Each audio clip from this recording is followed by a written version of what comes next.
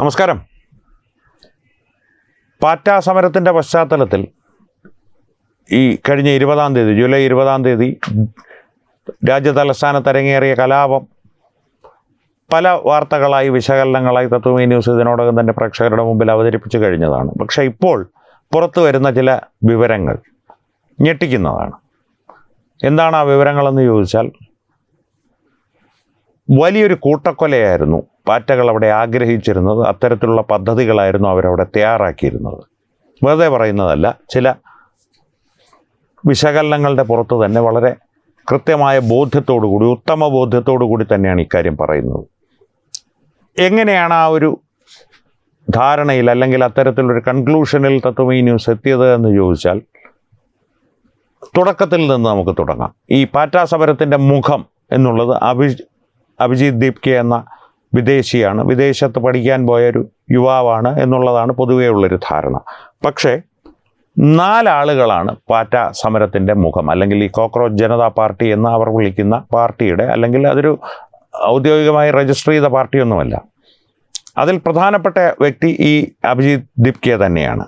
രണ്ടാമത്തേത് സൗരവ് ദാസ്, മൂന്നാമത്തെയാൾ അശുതോഷ് റാങ്കെ, നാലാമത്തെയാൾ വിജേത ദാഹിയ. വിജേത ദാഹിയ എന്ന് പറയുന്നത് ഈ കഴിഞ്ഞ ദിവസം ഈ ജൂലൈ 20-ാം തീയതി മോളിൽ ചുറ്റാൻ പോയി, കലാപമൊക്കെ നടക്കുന്ന സമയത്ത് മോളിൽ ചുറ്റാൻ പോയി ബർഗർ കഴിച്ചു എന്ന് തുടങ്ങിയ വീഡിയോകളെല്ലാം വെച്ച് അയാളുടെ തനിനിറം BJP അനുഭാവികൾ തുറന്നു കാട്ടിയപ്പോൾ, അല്ലെങ്കിൽ പൊതുജനം തുറന്നു കാട്ടിയപ്പോൾ, കോക്രോച്ച് ജനതാ പാർട്ടിയിൽ നിന്ന് പുറത്താക്കപ്പെട്ട അവരുടെ വ്യക്താവാണ് അദ്ദേഹം. ഇപ്പോൾ അസ്വാരസ്യങ്ങളും അനിഷ്ടങ്ങളും പ്രകടിപ്പിച്ച് അവരുടെ പല രഹസ്യങ്ങളും വിളിച്ചു പറയുമെന്നുള്ള ഭാവത്തിൽ കറങ്ങി നടപ്പുണ്ട് സാമൂഹ്യ മാധ്യമങ്ങളിൽ. അപ്പോൾ ഈ 4 പേരാണ് ഈ പാറ്റകളുടെ പ്രധാന മുഖങ്ങൾ: അഭിജിത് ദിൻകെ, അശുതോഷ് റാങ്കെ, സൗരവ് ദാസ്, വിജേത ദാഹിയ. വിജേത ദാഹിയയിലേക്കും വരാം. പുറത്താക്കുന്നത് വരെയുള്ള കാര്യങ്ങൾ നാം ഒന്ന് പരിശോധിക്കേണ്ടതുണ്ട്. അങ്ങനെ പരിശോധിക്കുമ്പോഴാണ് ഈ കലാപശ്രമത്തിൻ്റെയും വലിയൊരു കൂട്ടക്കൊല അവർ ആഗ്രഹിച്ചിരുന്നു, അതിനുവേണ്ടി വ്യക്തമായ പദ്ധതികൾ അവർ തയ്യാറാക്കിയിരുന്നു എന്നുള്ളതിനെ സംബന്ധിച്ച് ഞെട്ടിക്കുന്ന വിവരങ്ങൾ നമ്മുടെ മുമ്പിൽ തെളിഞ്ഞു വരിക, അല്ലെങ്കിൽ ആ ഒരു കൺക്ലൂഷനിൽ നമുക്ക് എത്തുവാൻ സാധിക്കുക. അത്തരത്തിലൊരു നിഗമനത്തിൽ നാം എത്തിച്ചേരുന്നത് എങ്ങനെയാണ് എന്ന് ചോദിച്ചാൽ, നമുക്ക് ജൂലൈ 20-ന് മുൻപ് ജന്തർ മന്ദറിൽ എന്തായിരുന്നു സ്ഥിതിഗതികളെന്നൊന്ന് ഹ്രസ്വമായി പരിശോധിക്കാം. അഭിജിത് ദീപ്കെ അവിടെ വന്ന് സമരത്തിന് കുത്തിയിരിക്കുന്നു. ആരും മൈൻഡ് ചെയ്യുന്നില്ല, ആരും അതിനെ തിരിഞ്ഞു നോക്കുന്നില്ല. അപ്പോഴാണ് ഈ പാർലമെൻറ്റിൻ്റെ വർഷകാല സമ്മേളനം തുടങ്ങുവാൻ പോകുന്നത്. വർഷകാല സമ്മേളനം തുടങ്ങുന്ന ദിവസം തന്നെ നിയമാനുസൃതമായിട്ടുള്ള യാതൊരു അനുമതിയും ചോദിക്കാതെ ഇവർ പാർലമെൻറ്റിലേക്കൊരു മാർച്ച് അങ്ങ് പ്രഖ്യാപിക്കുന്നു.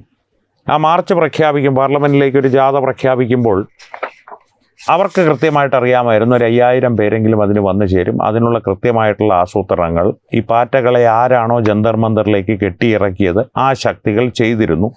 അതിൻ പ്രകാരം തന്നെ ഏതാണ്ട് 5000-ന് മുകളിൽ വിദ്യാർത്ഥികൾ അവിടെ എത്തിച്ചേരുകയും നിയമാനുസൃതമായിട്ടുള്ള യാതൊരു അനുമതിയും നേടാതെയുള്ള മാർച്ച് പാർലമെൻറ്റിലേക്ക് തുടങ്ങുകയും ചെയ്തു. പാർലമെൻറ്റിൻ്റെ കാര്യം പറയുമ്പോൾ അതീവ സുരക്ഷാ മേഖലയാണ്. തന്നെയുമല്ല, ജിഹാദികൾ ഒരിക്കൽ പാർലമെൻറ്റിൻ്റെ ഉള്ളിൽ കയറി ആക്രമണം നടത്തിയിട്ടുള്ളൊരു ചരിത്രവും ഭാരതത്തിനുണ്ട്. അതുകൊണ്ട് തന്നെ പോലീസ് നിതാന്ത ജാഗ്രതയിലായിരുന്നു. അനുമതിയില്ലാതെ നടത്തുന്ന പാർലമെൻറ്റ് മാർച്ച്, ഈ ജാഥ തടയേണ്ടത് അവരുടെ കർത്തവ്യമായിരുന്നു. അതുകൊണ്ട് തന്നെ അവർ തടഞ്ഞു. കൃത്യമായിട്ട് ആസൂത്രണം ചെയ്തതുപോലെ ഈ മാർച്ചിൽ കടന്നിരുന്ന ഇവരാരും വിദ്യാർത്ഥികളല്ല.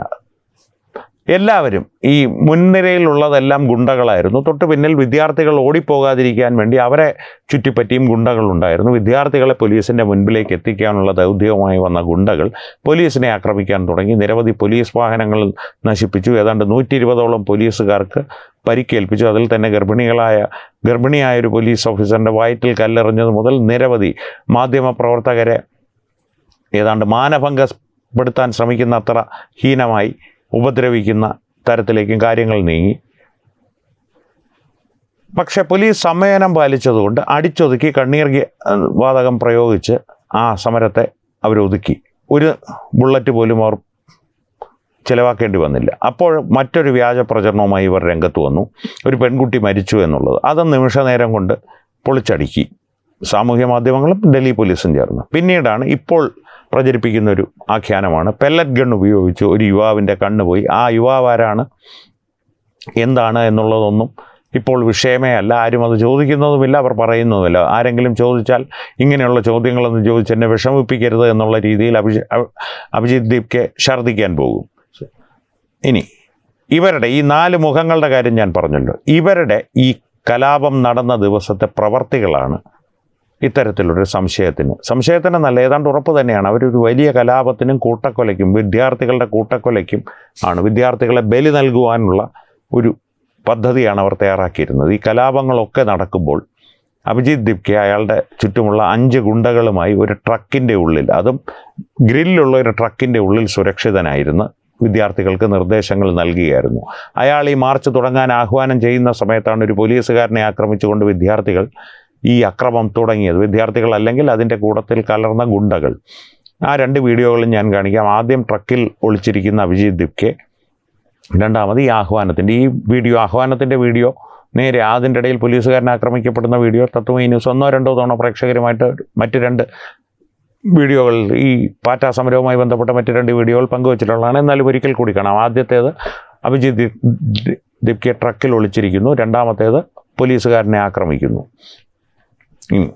മറ്റുള്ളവരിലേക്ക് വന്നു കഴിഞ്ഞാൽ ഈ കലാപം നടക്കുന്ന സമയത്ത് അശുതോഷ് റാങ്കെയാണ്, അശുതോഷ് റാങ്കെയും സൗരവ് ദാസും ഇവർ 2 പേരും എവിടെയായിരുന്നു? പാറ്റകളുമായിട്ട് കേന്ദ്ര സർക്കാർ ചർച്ചയ്ക്ക് ഒരുങ്ങി എന്നുള്ള ഒരു സാഹചര്യം മുതലെടുത്ത് JP നദ്ദാജിയുടെ വസതിയിലായിരുന്നു അവർ ചർച്ച നടത്തുവാനുള്ള ശ്രമങ്ങളുമായി. ചർച്ച എന്തായാലും വിജയിക്കാൻ പോകുന്നില്ലെന്ന് അവർക്കറിയാമായിരുന്നു. അത്തരത്തിലുള്ള ആവശ്യങ്ങളാണ് അവർ ഉന്നയിച്ചത്. പക്ഷേ അതിനെ ചുറ്റിപ്പറ്റിയും വലിയൊരു വ്യാജ പ്രചരണം അഭിഷേക് ദീപ്കെ അഴിച്ചുവിട്ടു. സൗരവ് ദാസും അശുതോഷ് റാങ്കെയും JP നദ്ദയുടെ വീട്ടിൽ ചെന്നപ്പോൾ അവരുടെ മൊബൈലുകൾ പിടിച്ചെടുത്തു. ഒരു തടവുകാരെ പോലെയാണ് അവരോട് പെരുമാറിയത്.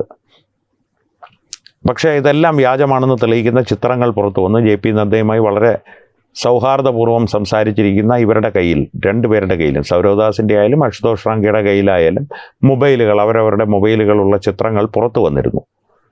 ഇനി 4-മനാണ് വിജേത ദാഹിയ ബർഗറും കഴിച്ച് മാളുകൾ ചുറ്റി നടക്കുകയായിരുന്നു ഈ കലാപം ഡൽഹിയിൽ അരങ്ങേറുമ്പോൾ.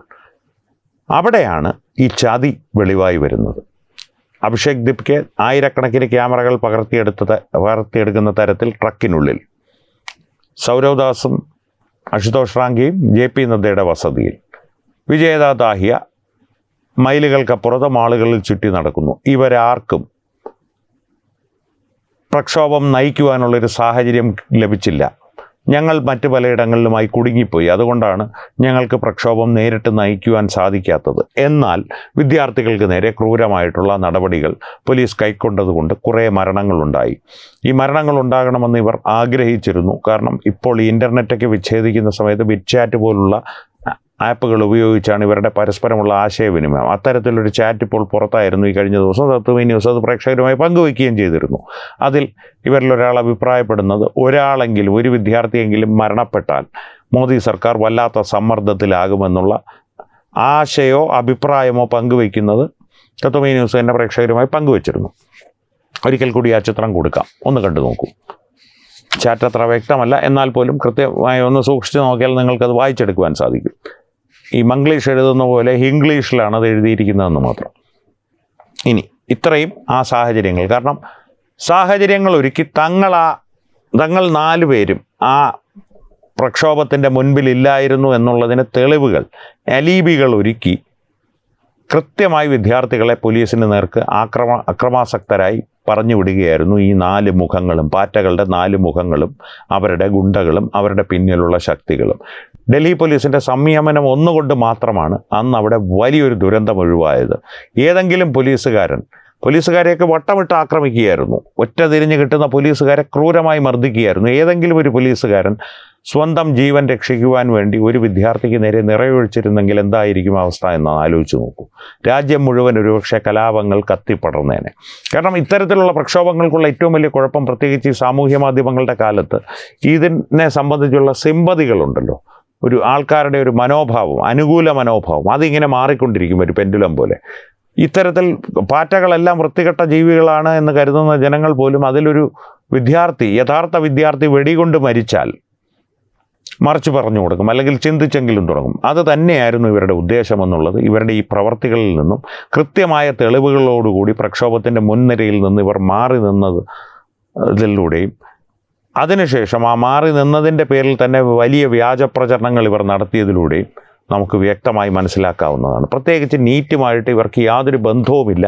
ഇവരിലാരും നീറ്റ് പരീക്ഷകൾ എഴുതിയിട്ടുള്ള ആളുകളല്ല. തന്നെയുമല്ല, അഭിജിത്ത് ദീപ്കയോട് മാധ്യമപ്രവർത്തകർ പലപ്പോഴും നീറ്റിൻ്റെ പരീക്ഷ എങ്ങനെയാണ് നടത്തുന്നത്, അതിൻ്റെ ഒരു പ്രവർത്തന രീതി, ആ ഒരു സംവിധാനം, പരീക്ഷാ സംവിധാനം എങ്ങനെയാണ് പ്രവർത്തിക്കുന്നത് എന്ന് സംബന്ധിച്ച ചോദ്യങ്ങൾ ചോദിച്ചപ്പോൾ അഭിജിത്ത് ദീപ്കെ ഓടി ഒളിക്കുകയാണ് ചെയ്തത്. അത് അവിടെ വന്നിട്ടുള്ള യുവാക്കളുടെ കാര്യത്തിൽ എല്ലാം ശരി തന്നെയാണ്.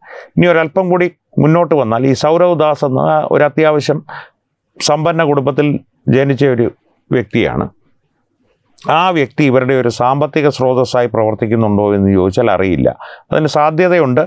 അല്ലെങ്കിൽ പുറത്തു നിന്നുള്ള സാമ്പത്തിക സ്രോതസ്സുകൾ ആ വ്യക്തിയുടെ ഏതെങ്കിലും അക്കൗണ്ടിലൂടെയോ മറ്റോ കാശുകൾ എത്തിക്കുന്ന ഒരു രീതി ഉണ്ടാകുവാനും സാധ്യതയുണ്ട്. പക്ഷേ അതിനും അപ്പുറത്തേക്കുള്ള അപകടകരമായിട്ടുള്ള ചില നടപടികൾ ആ വ്യക്തിയുടെ ഭാഗത്തു നിന്നുണ്ടാകുന്നുണ്ട്.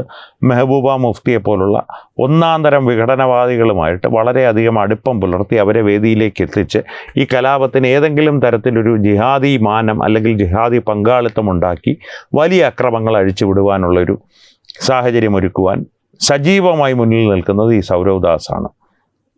അശുതോഷ് റാങ്കെ ഇവരുടെ എല്ലാം ഈ അഭിജിത്ത് ദീപ്കെ ഒരു പ്രധാന മുഖമാണ്. സൗരവ് ദാസ് ഒരു മീഡിയേറ്ററും കണക്ടറുമാണ്, ഒരു ബ്രിഡ്ജാണ്, ഒരു നെഗോഷിയേറ്ററാണ്. അഭിജിത്ത് റാങ്കെ എന്താണ് അയാളുടെ ഭൂമിക എന്നുള്ളതിനെ സംബന്ധിച്ച് യാതൊരു വ്യക്തതയും ഇതുവരെ നൽകിയിട്ടില്ല. ഒരു പക്ഷേ ഈ 4 പേരിലും 4 പേരെന്ന് ഞാൻ പറയുന്ന വിജയദാദാഹിയെ ഇപ്പോൾ പുറത്താക്കി എന്നൊക്കെ പറയുന്നത് വെറും നാടകമാണ്. അന്നത്തെ ഞാൻ പറഞ്ഞതുപോലെ ഒരു അലീബി ഉണ്ടാക്കുവാനുള്ളൊരു നാടകമായിരുന്നു കൃത്യമായിട്ട്. അത് അല്ലെങ്കിൽ ബുദ്ധിയില്ലാത്ത പിള്ളേരൊന്നുമല്ലല്ലോ. ഈ പ്രക്ഷോഭം നടക്കുമ്പോൾ, അതും പ്രത്യേകിച്ച് കഴിഞ്ഞ കുറേ ദിവസങ്ങളായി ഏറ്റവും ചുരുങ്ങിയത് ഡൽഹിയിലെങ്കിലും വളരെ പരിചിതമായ മുഖമായി തങ്ങളുടെ മുഖം മാറി എന്നവർക്ക് വ്യക്തമായിട്ടറിയാം. അത്തരത്തിലുള്ളൊരു വ്യക്തി പരസ്യമായി കലാപത്തിന് വിദ്യാർത്ഥികൾ ഇറങ്ങുമ്പോൾ, തെരുവിലിറങ്ങുമ്പോൾ പരസ്യമായി ബർഗറും ഒക്കെ കഴിച്ച് ചുറ്റി നടക്കുക എന്നുള്ളത് സംഭവ്യമായ കാര്യമേ അല്ല. അതിൻ്റെ പിന്നിൽ മനഃപൂർവ്വമായിട്ടുള്ളൊരു പദ്ധതി ഇല്ലെങ്കിൽ, അത്തരത്തിലുള്ളൊരു പദ്ധതിയോടുകൂടി പ്രവർത്തിക്കുന്ന ഇവർ എന്തായാലും വിദ്യാർത്ഥികളുടെ നന്മയ്ക്ക് വേണ്ടിയിട്ടല്ല പ്രവർത്തിക്കുന്നത്. ഒരു പക്ഷേ ഇനി ഏതെങ്കിലും തരത്തിലുള്ള, ഇതിൻ്റെ ഒരു ഭീഷണി അടങ്ങിയിട്ടില്ല, ഇനി ഏതെങ്കിലും ഒരു തരത്തിലുള്ള അക്രമമോ പ്രതിഷേധ ജാഥയോ ഒക്കെ ഉണ്ടായി പോലീസുകാരെ കൂടുതൽ ശക്തമായിട്ടുള്ള ഹീനമായ രീതിയിലുള്ള ആക്രമണങ്ങൾക്ക് വിധേയരാക്കി, ഇരകളാക്കി ഏതെങ്കിലും തരത്തിൽ മജിസ്ട്രേറ്റിൻ്റെ ഭാഗത്തു നിന്നൊക്കെ ഒരു വെടിവെക്കുവാനുള്ള നിർദ്ദേശം വന്നു കഴിഞ്ഞാൽ അവർ വിജയിച്ചു.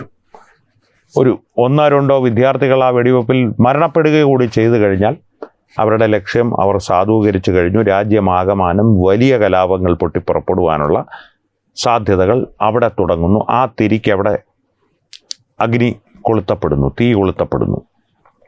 അപ്പോൾ അതാണ് ഈ വിഷയം സംബന്ധിച്ച്. കാരണം ഇതൊന്ന് മൊത്തം ക്രോഡീകരിച്ച് പ്രേക്ഷകരുടെ മുമ്പിൽ അവതരിപ്പിച്ചത് ഇത്തരത്തിൽ പാറ്റകളുടെ ഒരു ചതിയെ സംബന്ധിച്ച് മുഖ്യധാരാ മാധ്യമങ്ങൾ ആരും തന്നെ ഇതുവരെ വിശകലനം ചെയ്തിട്ടില്ല. ഇത്തരത്തിലൊരു വിശകലനം ഈ ഘട്ടത്തിൽ അത്യന്താപേക്ഷിതമാണ്. പ്രത്യേകിച്ച് കേരളത്തിലുള്ള പല സെലിബ്രിറ്റികളും ഇപ്പോഴിതാ മമ്മൂട്ടിയും മഞ്ജു വാര്യരും ഉൾപ്പെടെയുള്ളവർ മുന്നിട്ട് വന്നിട്ടുണ്ട്. മാനവികതയാണ് എല്ലാത്തിനും വലുത്, വിദ്യാർത്ഥികളെ കേൾക്കണം എന്നൊക്കെ പറഞ്ഞ് പിന്തുണ കൊടുത്തോട്ടെ, അതവരുടെ ജനാധിപത്യപരമായിട്ടുള്ള അവകാശമാണ്. പക്ഷേ അവർ പിന്തുണയ്ക്കുന്നത് ഒരു ഹീനമായ സംരംഭത്തിനാണ്, അടിമുടി രാജ്യവിരുദ്ധമായിട്ടുള്ളൊരു സംരംഭത്തിനാണ്. മലയാളിയിൽ മമ്മൂട്ടി ഇപ്പോൾ പിന്തുണച്ചെന്ന് പറഞ്ഞ് എന്താണ് പ്രസക്തി എന്ന് ചോദിച്ചാൽ ഒരു പ്രസക്തിയുമില്ല. കേരളത്തിൽ കുറേ ഓളമുണ്ടാക്കാം, കുറച്ച് പേർ ബഹളം വയ്ക്കാമെന്നുള്ളതല്ലാതെ അതിനപ്പുറത്തേക്ക് യാതൊരു ഗുണവും പാറ്റകൾക്കുണ്ടാകാൻ പോകുന്നില്ല.